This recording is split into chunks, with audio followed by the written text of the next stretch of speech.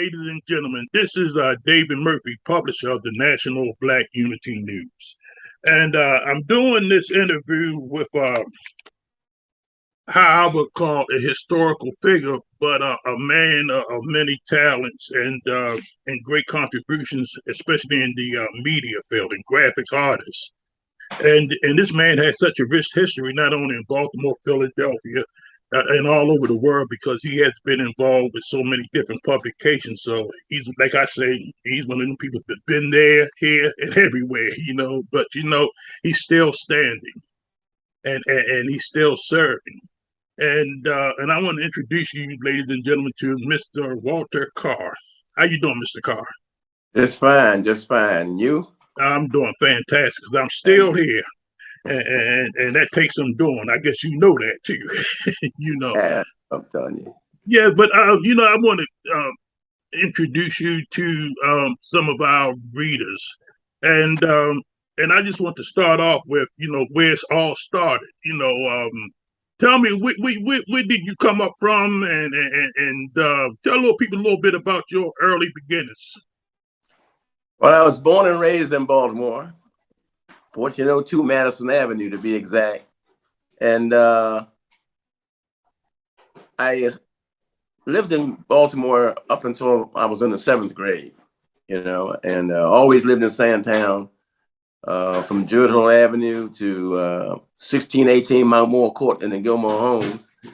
And then with regard to cartooning or artwork, I've been doodling ever since I think I first picked up a pencil. I was always drawing, and comic books, of course, when I was a kid, were big. In fact, we used to collect them and trade them.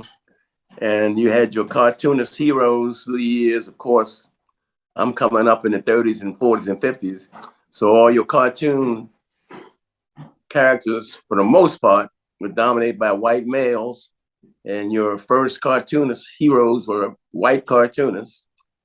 And I didn't run into, I wasn't aware of black cartoonists until I moved to Philadelphia in the 7th grade, and I was selling every black newspaper in town. In fact, it was the Baltimore Afro that got my family to move to Philadelphia. My father worked for the Afro. And as a kid, I sold the Philadelphia Afro, the Philadelphia Tribune, and the Pittsburgh Courier. And that was the first time I ran into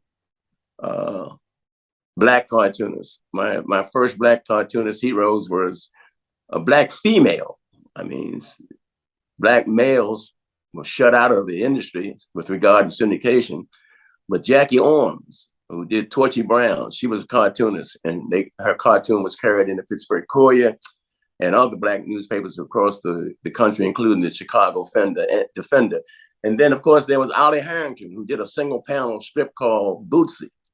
And so they became my first black cartoon heroes, along with E. Sims Campbell, who did crack the syndication market back in the 40s with his single panel strip called Cuties. And I just always kept drawing, and was fortunate enough to get recommended to go to Saturday art classes at the Philadelphia Museum of Art. And I attribute that to the insistence of my parents that I take the class, because the class was on Saturday. And after I did my chores, I wanted to be in that schoolyard hooping and playing ball. But they made me go for 2 years, and I'm so glad they did. I learned so much on those Saturday art classes. So I've been drawing all my life. And as a matter of fact, art education was my major at Morgan.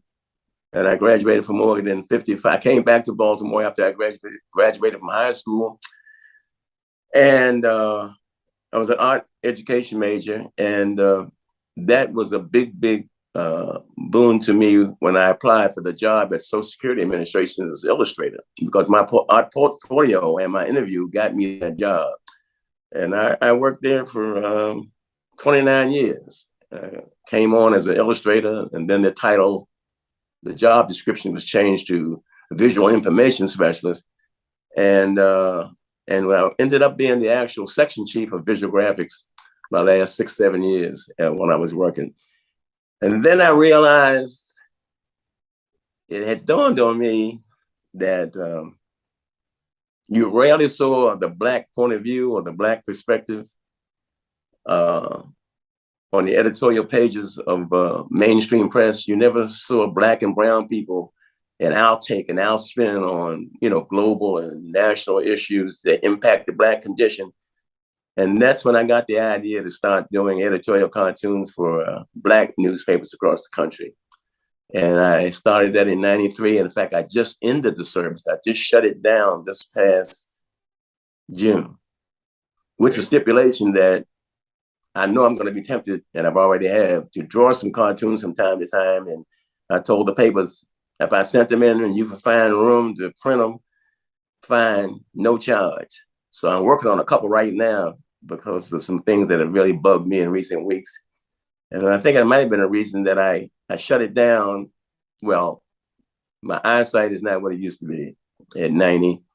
And I'm still going to be riled and ticked off a lot, but at least I could vent with cartoons, with visual images, and get my message across. And but I'm content. I'm getting ready to get started on my second book. Of course, as you know, my first book, it's been almost 3 years that's been out, called Just Us, which is a play on the word justice. And it's a collection of previously printed cartoons that have appeared in Black newspapers over the past, 28, 29 years. And I need to get off my behind and start jumping on top of this second book, because I got a much shorter window now. We will be right back.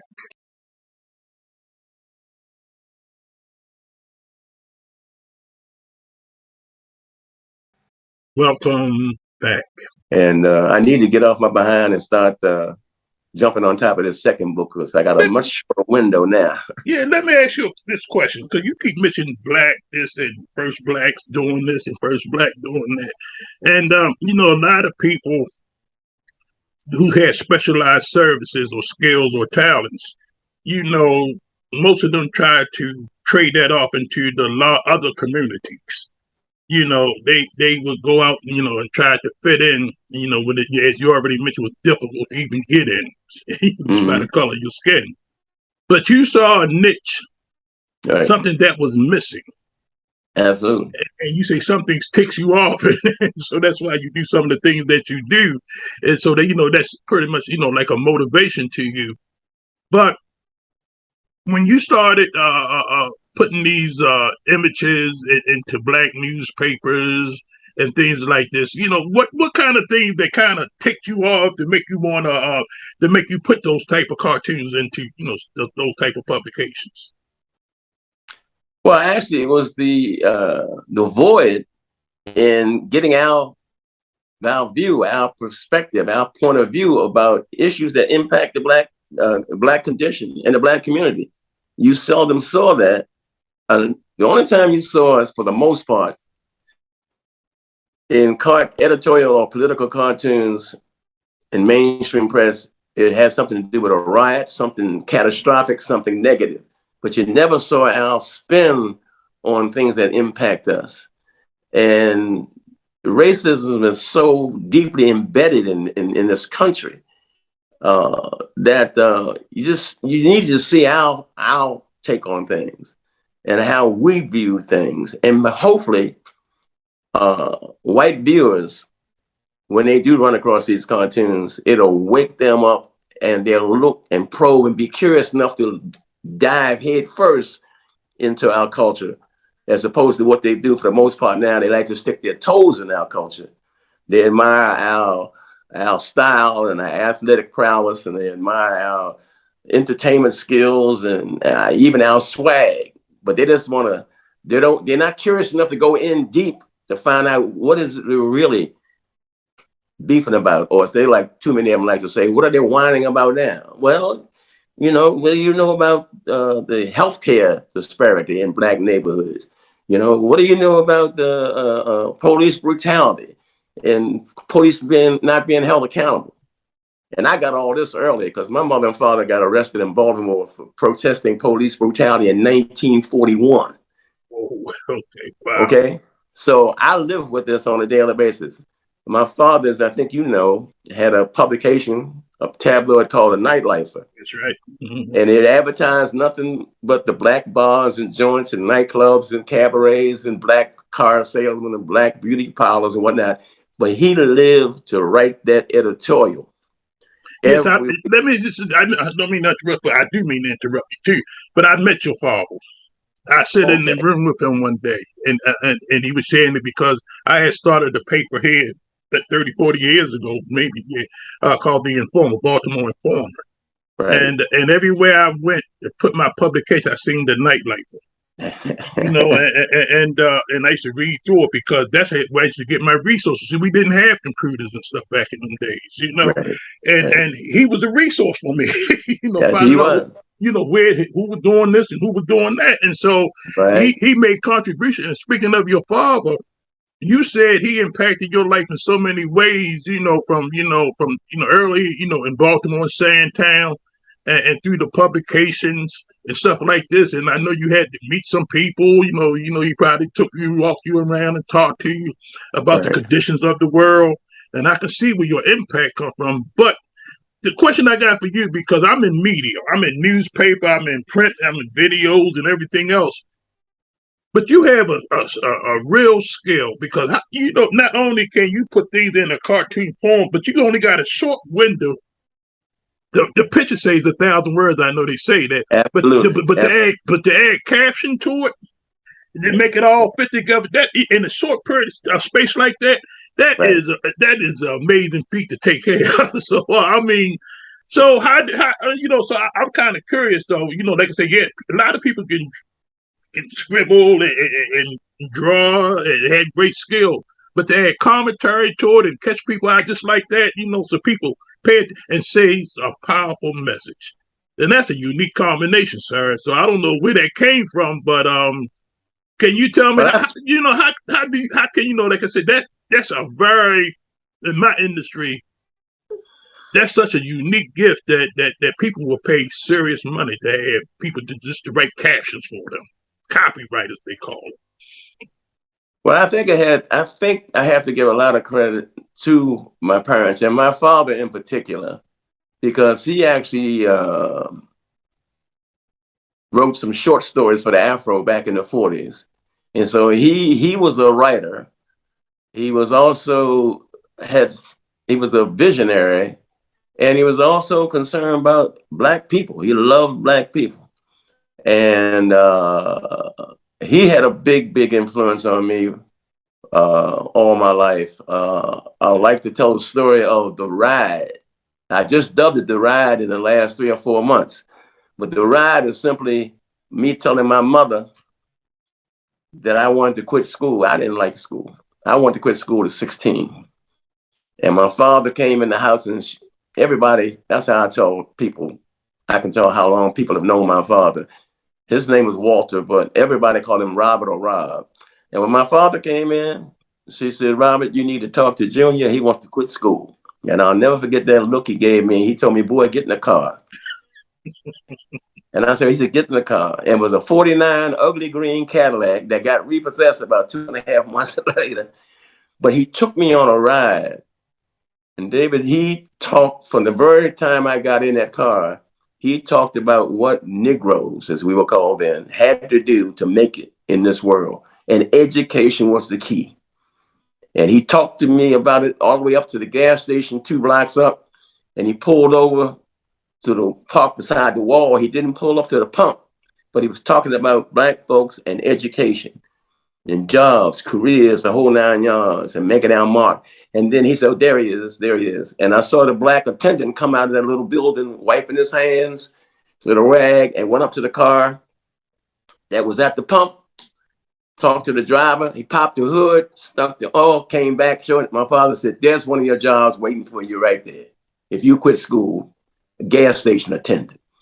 Then we drove off and ran into a work gang for the Philadelphia Gas Works repairing leaky gas mains. I know because I worked for them for 2 summers. And he said, there's another job waiting for you, day laborer, and using that ignorant stick. That's what he called a shovel, an ignorant Mm, stick. mm-hmm. He said, there's another job waiting for you. Then he put we drove up to an automat restaurant in Philadelphia, New York, called Horn and Hearted, where you put your coin or money in a slot, lift a little glass, and take your pie or sandwich out. And he brought me a slice of lemon meringue pie. He's still talking about what we needed to do as a people. And then he said, oh, there he is. And I saw this brother backing into the kitchen with a tray of dirty dishes, bus boys. He said, there's another one of your jobs.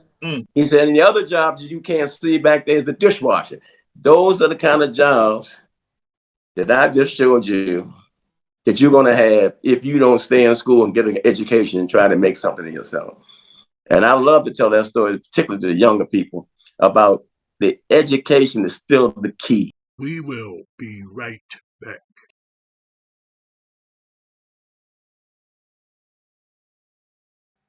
Welcome back. It's still the key. Wow. But he influenced me. Anything I got from him with writing, I got from him, because I can still see him at the typewriter when he used to sit there with a pipe.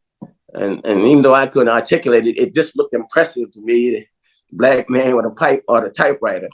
But so the writing just came, I think from his influence, and the mantra that I have now, which is not mine, but John Lewis, see something, say something.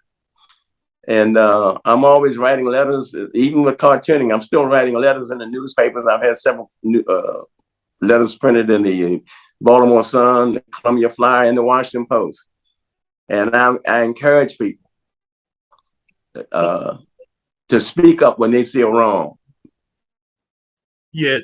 A lot of voices has been silent over the years. As you know, we had great organizations one time.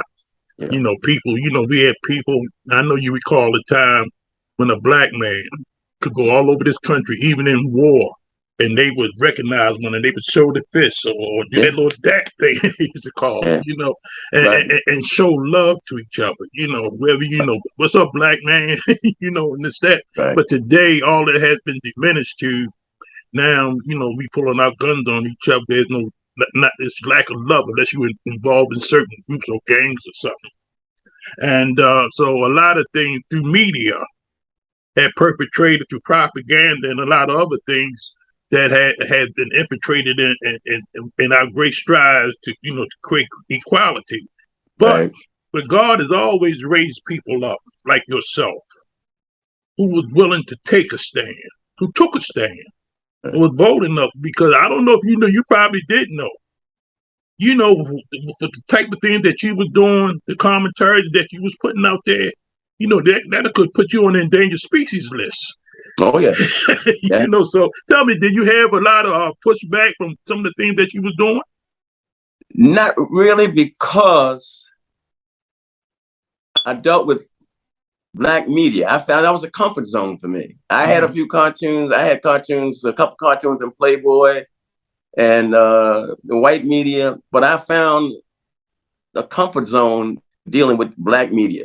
So most of my readership were black viewers, and I rarely ever heard anything negative back from anything I had done. But the whitey audience, I can only hear them now from those who perhaps made a mistake and bought my book.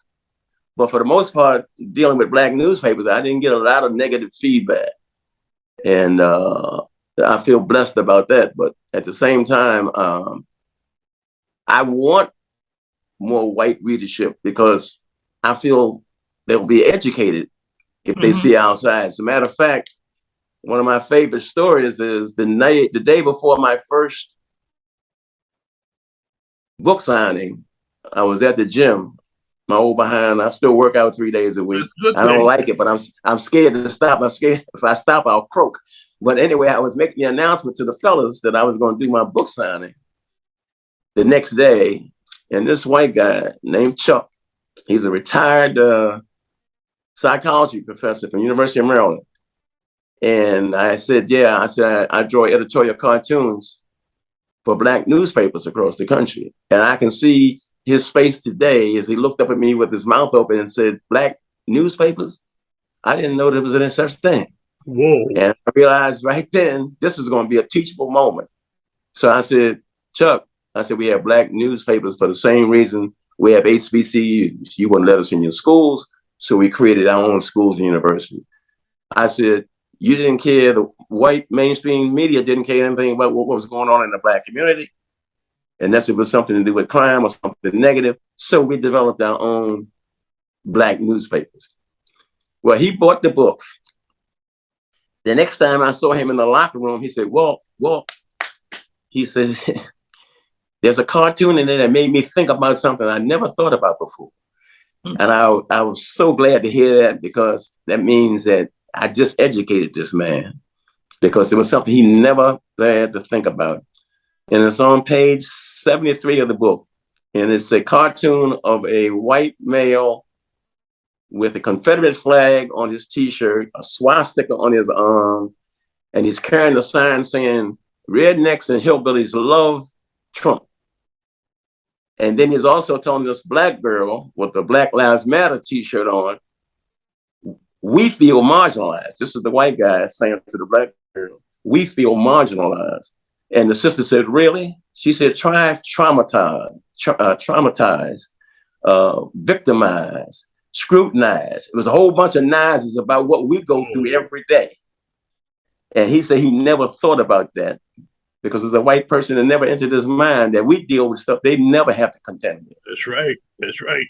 That's amazing. And because like I said, I heard what you said earlier about that you had wished that more other people had read some, had seen some of your cartoons, because like I said, it would have been an eye-opening moment for them, and it would have made them think as well.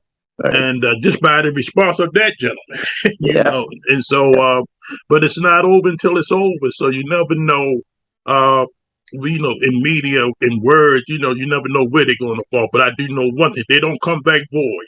They land on somebody, it takes an impression. They may not never come back and tell you, but it influences. But because, and I know this for a fact, not just because I'm in media, because I always have my eyes open about a lot of things in a lot of industries. I've come from the printing field. Right. And that's one of the industries that was always closed off to us. We had mom and pop shops, but when it comes, print shops just deal with papers pretty much. Right. In the paper industry, you don't see too many of us involved with that, period. And there's so many other, things that we are not, greatly involved with. But to reach the height that you did, sir, with being involved, because you had actually put an article in the National Black Unity News, which I'm the publisher of, and I read your story, read your history, and to achieve what you did, to be involved with that many publications, not just Black publications, but mainstream publications as well. To achieve something like that, that's a feat within itself, an accomplishment, and I congratulate you on that, because you must have been putting out something so seriously enough that others from all walks of life, had picked up what you had put down, and to share with other people. And again, you already got one book out, and tell me, how can people get this book from you? Well, Just Us by Walt Carr is available on Amazon. Okay. It's available on Amazon. It's $19.95 on nominal fee. As some publisher, when I couldn't decide the price, he said everybody got $20, and I said, okay, $19.95 works for me, and it's available on Amazon. Or I also like to add, when I get an opportunity like this, if you can get in touch with me personally, then I get the full $19.95. I don't have to share it with Amazon. Well, can they do it through a phone or through an email or something like that? Well, my email address is wcarr with one R, the number 8. I was born in August. wcarr8@verizon.net. And they can contact me. I sell a lot of books that way. I call myself the hustling geezer at night. I'm the hustling geezer. And a lot of people have purchased books directly through me.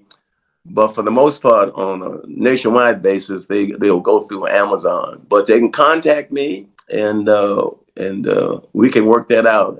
I can make it happen. Well, so I want to put in order for a few of them myself. So after the thing, I'll make that happen for me, because we the National Black Unity News it's growing leaps and bounds, and even as we speak right now, we're in Panama. Two of our representatives Yeah. at what they would call a Pan African Summit, and brother Haki and brother Cliff, and they take it, and then we have another couple of people. A young lady named Kim Poole has taken the National Black Unity News all over Africa, Okay. and she goes up to Africa 3 or 4 times a year. Okay. And so we have contacts all over the continent and all over the United States, and we have been, recently been on a couple of national-based radio programs, and so, so like I said, we only been around 5 years, but like you, I'm a pioneer too in my industry because there's over two, as you already know, because you know the history of black newspapers. There's over 200 black newspapers out. Still Absolutely. exists. There A still lot of people don't exists. know that, right? Yeah, but unfortunately, uh, for survival purposes and reasons, and of course, most of those publications has been handed down from the original public to their grandchildren, great grandchildren, and they didn't have the same interests Right. as the originators. They like they were sold out for the people. They had a purpose. Now some Right. people may take it just to make money or to keep family traditions alive. But one thing about the National Black Unity News, and unfortunately, a lot of people had to depend on the larger community to sustain themselves. But we came up with a unique way that we will be self-supporting, so we don't have to be dependent on anyone but ourselves Right. to make things happen. And when I met you, and I knew some of your father's history, and when I saw your cartoons, and because I do research, I jump on your page and and I look all over the place, and I am truly impressed with you. Not only by the skill set that you have just in the drawing, the graphic artists and stuff, but your word skill. I mean, it catches your eyes. I mean, and that's amazing because we got people who write songs, movies, and all poems and everything else. But for you to catch it that much in just that quick picture time, it catches your eye in the beginning, then the few words that you say in there tells the whole story just that quickly. And like I say, that's a talent to be a mind. I was well, everybody had the gifts and talent, but that is such a great talent that you have. And not only did you have it, but you shared it. But I And thought so I had a responsibility. I think God, I realized God gave me a gift, and I thought I had a responsibility to share it and to somehow use it in a positive way. And I was glad I was able to mesh my take on the struggle, as I love to call it, and my talents, and be able to do editorial cartoons with a black spin, with a black perspective, and to get our message out there about the embedded systemic racism that this country has been dealing with ever since we put our feet on this soil of this country.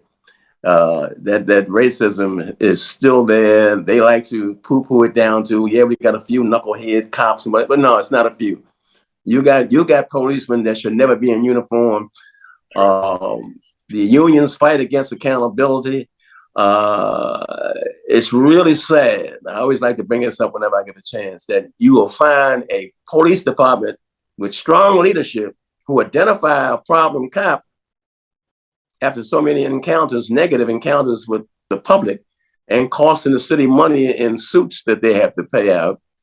And they fire this cop, but he can still drive 26 miles down the road mhm. to the next town and get a job as a cop. But if it was a national database, that couldn't happen. But you can't even get police departments to come together and to put together a database, because an officer like that should never be in a uniform again. Yes, but like you say, they have database for everything else, but there's Everything else. something as important as this, And but like I say, in this country, like you just mentioned, there are so many atrocities that take place, and most of our voices has been squelched or brought out, and it is so good to see, sir, that man like yourself still putting out their content, and still addressing those issues. Now, you also mentioned that you have another book you're writing. Yeah, I'm working on actually, I've got, the book's been out. Think about it. The book's been out almost 3 years. Black papers only come out 50 once a week. So I've got at least 150 some cartoons that I have drawn since the book was first published. Oh, wow. But the next book will be a combination of editorial cartoons and the gag cartoons that I used to do for Ebony Strictly for Laughs page, Black World, Negro Digest, Playboy. This gag cartoons, be a mixture of gag cartoons and political cartoons. And I'm working on a few titles and what have you, and I need to really crank it up a little bit, and because my window is short. Well, let me ask you, since your window is short and so is mine, we don't know. Then again, we don't know how long. We may have another 2030. You never know. But in any case, because you have such a unique gift, and I've been to galleries and things like that. Have you ever been featured in galleries or to put on a show where people can come in and see your works and stuff like that? Or would you even consider it if it had not?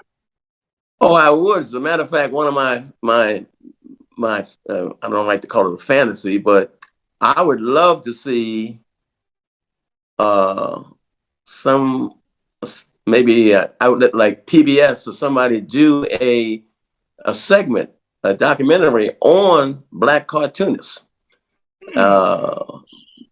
We've cracked the door, I like to say, in syndication, but we're still a minority. We will be right back.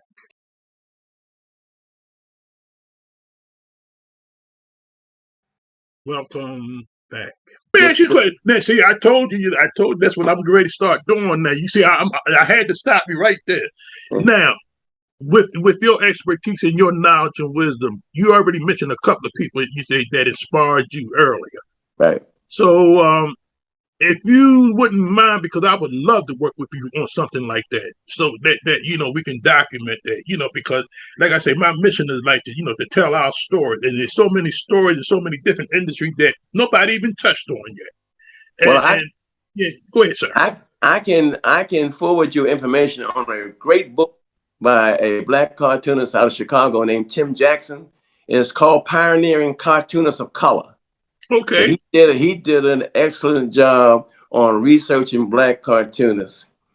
And like I said earlier, we have cracked the door in syndication, but it's still dominated by white male and female cartoonists. As a matter of fact, I did a count. I had done it before, but I had forgotten these specifics. But you can take the Baltimore Sun. I think the Baltimore Sun has like 21 or 22 cartoon strips, but only one is Black. Curtis by Ray Billingsley. The Washington Post has 42 or 43 cartoon strips in it. Only 2 of those cartoon strips are Black. So we're still knocking on the door. We've cracked it, but we're still trying to get up. But there are other platforms that Black cartoonists, particularly online, are taking advantage of. I can say that because I'm just waking up to that myself. But so far as national syndication in newspapers, we still play a minor role. And the irony of that is when cartoons first blew up back in the early 1900s, there was a strip called Crazy Cat. William Randolph Hearst, the publishing giant, owned I don't know how many papers all over the country. He pushed Crazy Cat in every newspaper he had. Came out years later, it was actually drawn by a brother from New Orleans named George Herman. He was mixed. I think his mother was Black and his father was white out of Louisiana. But we've been shut out of that syndication world for the longest time. And of course, it was E. Sims Campbell. He was the first Black I'm aware of that had his single panel comic strip called Cuties published in white newspapers, starting in the 40s, if I'm not mistaken, the late 40s, E. Sims Campbell. So I'm going to get that information to you about that book. Yeah, I would appreciate that because, like I say, there's so much to be done. And, like I say, while I still have daylight, I would love to get as many things out there because, it's in my spirit to do so. and I've been blessed with the some wisdom and knowledge of how to do these things now, and so and plus I enjoy doing them, Right. because it broadened my horizon. It's eye opening. Just listening to you is eye opening. Just on your journey alone, to me it's so amazing, and I do know for a fact that when I was a child, even I look at my children, my grandchildren, and the first thing they start doing when they see a pencil, piece of paper, they start scribbling. It's one of Yeah. the first thing they start doing. They start scribbling and That's stuff. where it starts. And some of them you can look at, you can see some talent right from the beginning because they so amazing. Some of them it's just prolific how they do it. And I got pictures up on my wall from I tell my grandchildren to make me a picture, and I got them in frames. Every time they come in, they're so proud to see those scribblings up there because I do appreciate it. But Well, but my mother collected everything, including my report cards. And I got report okay, cards. yeah. I got report cards from 104 on Carr Street, and in the teachers' comments section, one of the most repeated Whoa, remarks. whoa, whoa! Hold up, man. Let me just take. We just talk.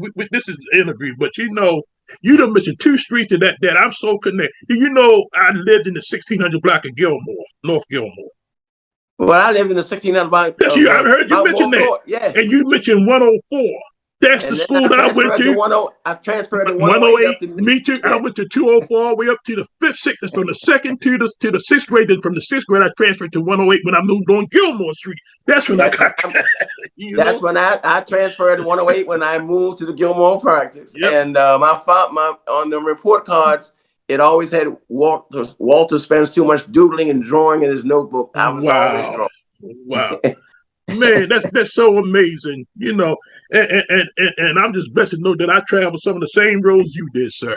Yeah, Just a few 1600. years, Yeah, yeah, few that my years I used to later. get my afros. I sold the afros in the station where I picked up my afros. The store, I think her name was Fanny, and I tried to get there early so I can get at least if I got 25 copies and get out on the street first, I could get that 50 cents so I could go to the Coliseum see a wrestling match. Because Okay, yeah, because man, like I said, the Afro I sold them to getting on the buses, Eddie Afro. Afro American Afro. Yes, yeah, and in those days, a young man could, make his way. I'm talking about to take care of his own needs. He can pay for his movies, his Yeah, clothes. I mean, because you can find bottles and yeah, go to the market for people. Watch steps, whatever you had to yeah. do. Watching them marble steps. Oh yes, yes, Plus, that was a chore of ours too. You had to get out there and do your own Well, steps. in my house, we kidded my mother about the fact that they used to ship me and my sister out as child labor because after we did our chores on Saturday at the house, we had to walk over to Druid Hill and Bloom to my grandparents' house and do that kitchen floor, that bathroom floor, dust them out the living room and dining room, and I had to scrub them marble steps every Saturday. But we got 50 cents a piece, and you thought you had Oh struck the yeah, 50, lottery. 50 cents, 50 cents back in them days, Yeah, moving that man. cost me 10 cents. Yeah, yeah, you take a nickel and go to a store and come out with a big bag of candy, cook 3 for this and 2 for that. some Turkish taffy, some BB bats, and some Oh kits. man. We will be right back.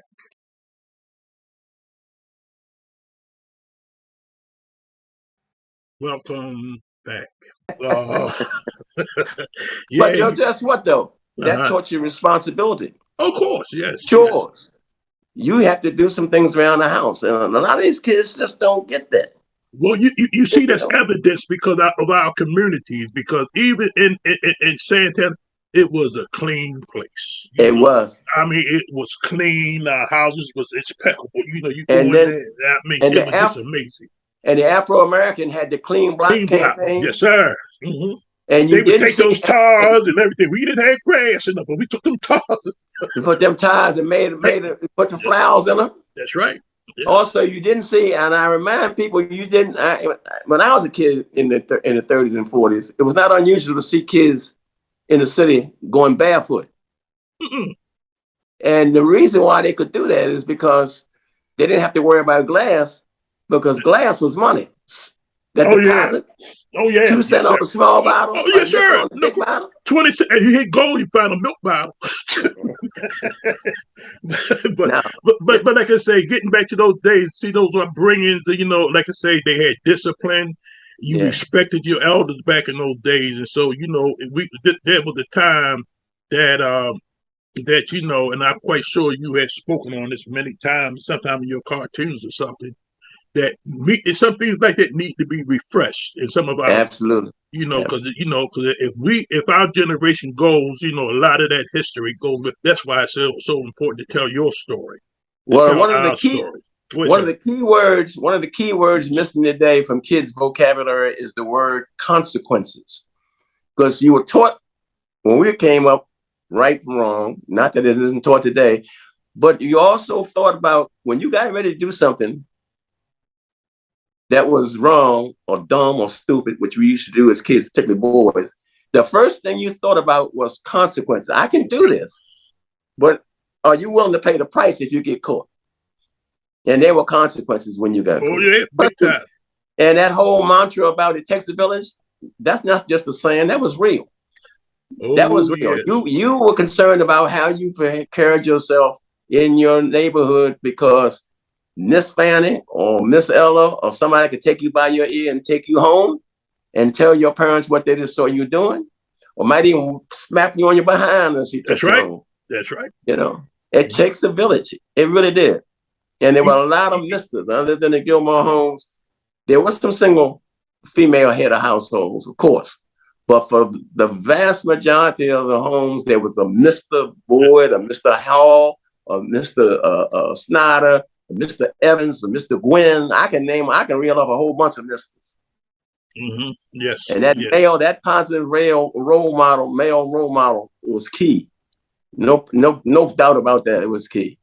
It was And, key. like I say, they demanded respect in them days, Oh, absolutely.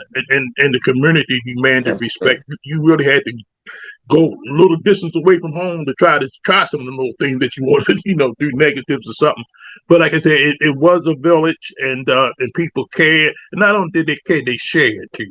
If you had a large family, and they know Yeah. that you needed something, they Yeah, would you give you. knock on that door for some sugar That's right. or some cup of flour or whatnot, the whole 9 yards. Plus, I had a mother. Man. Mother's name was Hannah. Hannah did not play. Oh, And my okay. mother didn't work until I was in college. So anything I did was on her watch. I very seldom heard wait till your father gets home. Whenever I got caught up and did something that she said merited getting my behind whipped, that ironing cord came out, and I might get my behind whipped and a week in the house or 2 weeks in the house.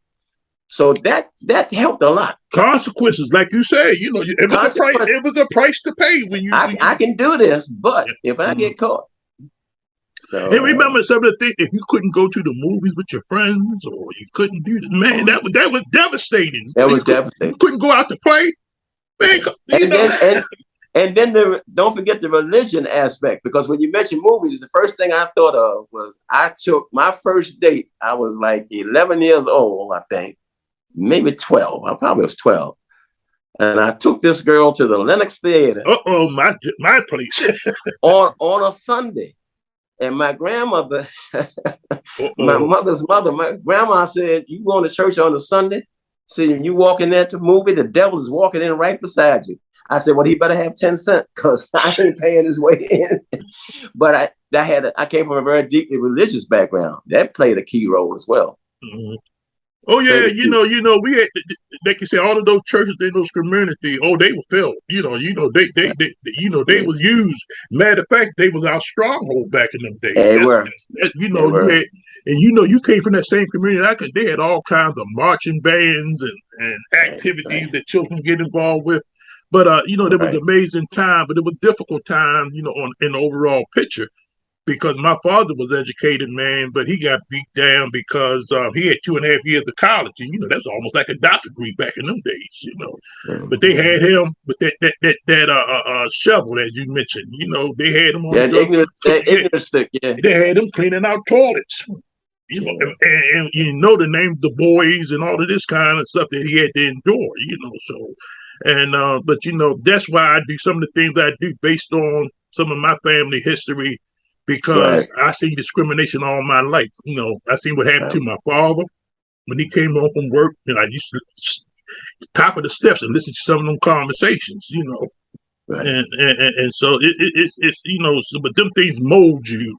Sometimes it's the And and what you they and you go ahead, don't sir. and you don't forget them either, because my first introduction to the struggle, as I still like to call it, we were walking. My father and I were coming down the steps off of Mount Moore Court onto Baker Street, and he was upset. And I remember he turned to me and told me, Junior, almost verbatim, he said, Junior, when you grow up, you're going to find out you're going to have to be 10 times better than a white man to make it in this world. Of course, I couldn't embrace all of that then with no further explanation, but I knew he was upset. Found out about 2.5 weeks later, this was during World War II, and he worked at this war plant. I remember the name, but a moment. But anyway, he was teaching welding. He had taken a welding class, and then he started teaching it. He was teaching whites and Negroes. Mm-hmm. He found out about 2.5 months or 2 months or so later that the white guys he taught how to weld, their hourly wage was higher than his, and he taught them how to weld. So I got introduced to it early. Yeah. I did do it early. I'm glad we went down this course because I wanted to be part of this interview is because people get a general idea how yesterday was, and Yeah. how it can still be if they had certain disciplines and determinations and not being so afraid to speak out Speak when you see up. it. And See something, say something. that's right. See something, say something.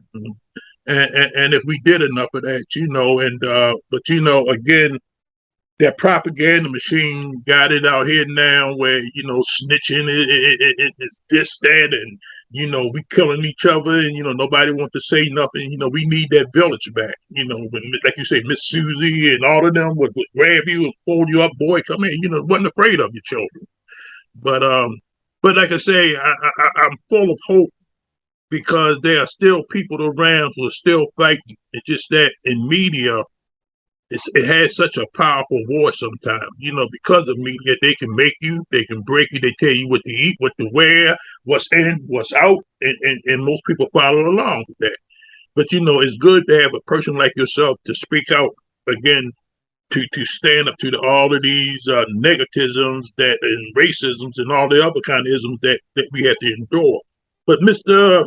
Carr, in closing, again, I want people to know again how they can get in touch with you so they can get this book, get to know you because, like I say, when I send this information out, we don't know where it's going, but that's your hold up a little higher, sir.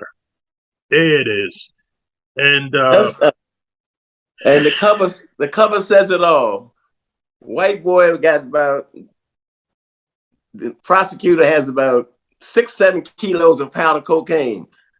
The white boy gets 18 months. The brother in the orange jumpsuit, the prosecutor has one packet of crack cocaine, he gets 5 years. I wish I had made that 10 years, but there's a big difference between 18 months yeah, and yeah, 5 years. yeah, yeah. Of course, like I say, the slap on the wrist system, it That's still slap on works. the wrist. Yes, yes, it still goes, and unfortunately, we have so many people in there who actually didn't even do anything.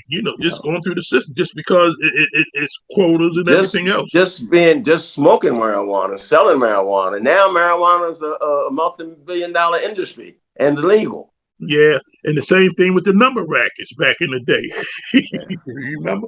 Now it's lottery, and so Yeah. so they take a lot of things and profit off of it, prohibition and everything else. So, but again, what when you write the laws and you make the laws, you make them for your benefit. And but again, Mr. Carr, it's truly been a pleasure because every time I talk to you, man, you take me on a journey just talking to you. And before we go now on this journey, I also read that you still meet with some gentlemen, and I'm interested in it because I used to sit around some people, but you got a couple of groups there. Could you elaborate on that a little bit? The groups that Uh, you may have lunch with twice a week. well, it starts with the fact that I'm always loved sports. I played football, ran track. I walked on at Morgan, and I actually started some games and got my letter, varsity letter, and uh, and then as an adult, I played basketball.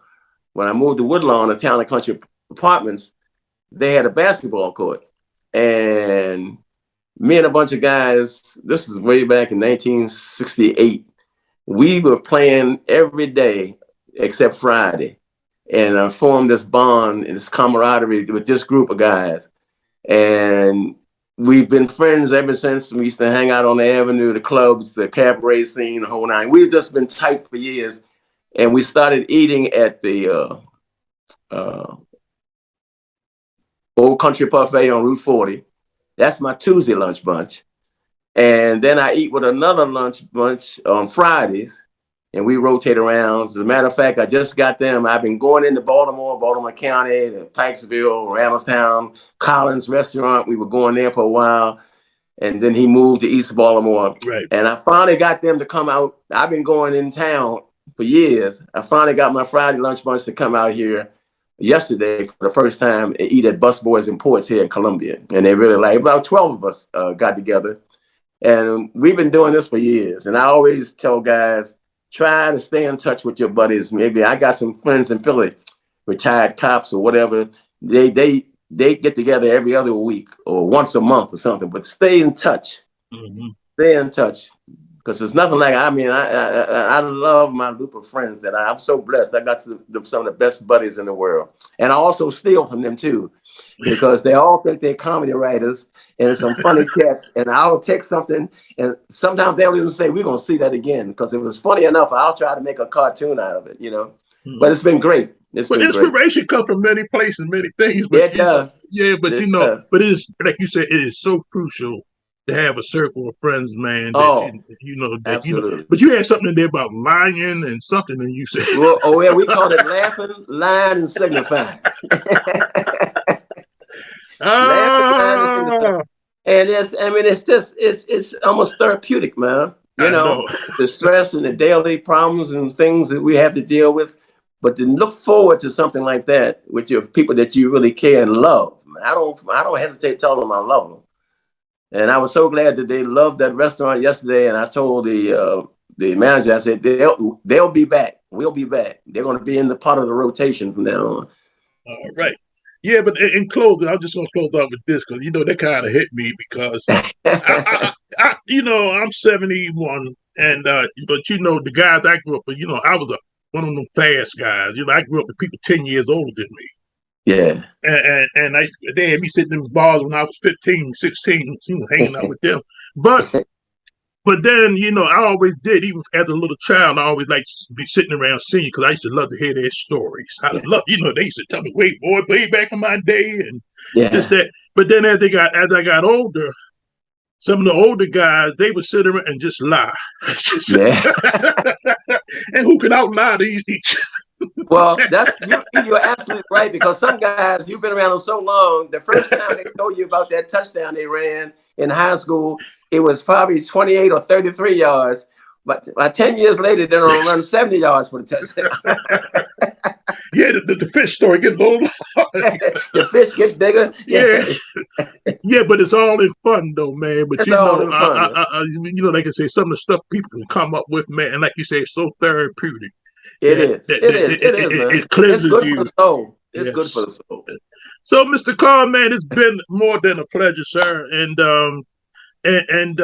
I will send you a copy of this once I edit it. When I put out little bells and whistles onto it, and I'll send it back to you. And if you approve of it, we'll send it out to the public. And and I know a lot of people will benefit greatly from this because, like I say, for me, you're a historian, you're history making, and you're still on the front line. You're still sharing, and you ain't giving in. You ain't giving up.